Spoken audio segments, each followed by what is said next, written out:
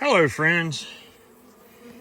Today for the Pampered Bee, what I'm showing you is one of my 10 frame candy boards. This is actually was my strongest hive going into winter, and it's still my strongest hive.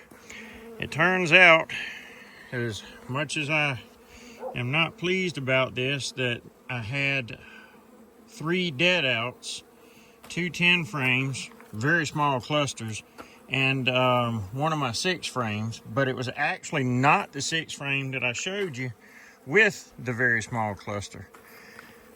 However, these candy boards, I don't remember exactly when I put them on. I'd have to look back at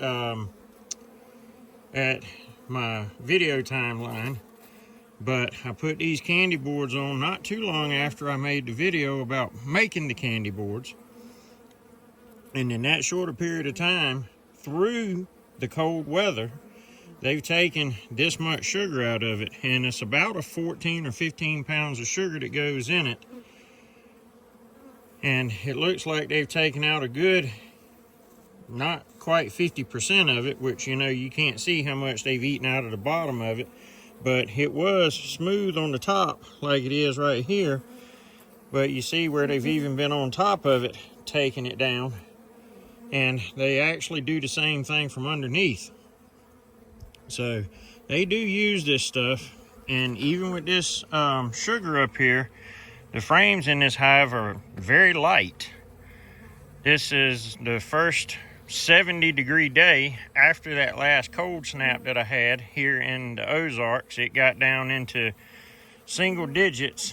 I think it may even have gotten down to negative one night, and that's what took out my that's the night that all my hives died, you know, the 3.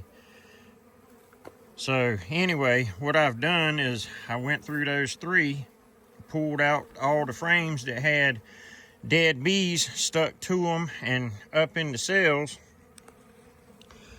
got them all collected together and put in one box. I took these 2 upper boxes off and put the box with the dead out frames down here. And that way, this strong hive will have them cleaned out before the spring nectar flow kicks in. And it should give them plenty enough room to start adding some nectar and expanding their population and whatnot. And worst case scenario, if you wind up getting hive beetles or wax moth larvae or anything of the sort, they'll be down in the bottom box, so they're not falling into the good boxes. And that's kind of my thinking there. Now, I do knock as many of the dead bees off as I can. I kind of brush them off, and I'm sure if you've ever had a frozen dead out, you understand what I'm saying, because you just wind up with clusters of bees all kind of stuck together. So you take and you knock them off and brush them off, and you get it down to where there are only bees in the cells, and even then you try to bump it some. So anyway, that's today's video. Just kind of winter follow-up on the candy boards and what to do with dead outs. At some point in the future, it'll probably be next spring, I'll make a more detailed video about frozen dead outs if I have any this coming winter. But in the meantime, pamper your bees.